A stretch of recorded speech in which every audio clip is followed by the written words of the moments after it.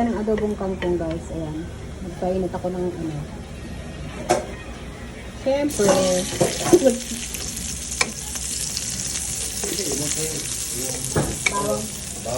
bawang muna, tapos sibuyas. Okay. Tapos yung isalang na natin ang kangkong ng kangkong. Ayan. Halu-haluin lang siya.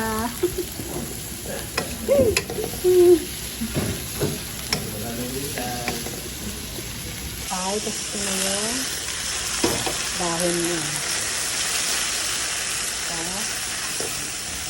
Wala siya ibang halo at ano lang talaga, as in puro kangkong lang talaga. Walang halo na kung ano-ano. Ginisa lang sa sibuyas saka sa bawang. Ganun lang ang aming ulam. Simpleng ulam lang.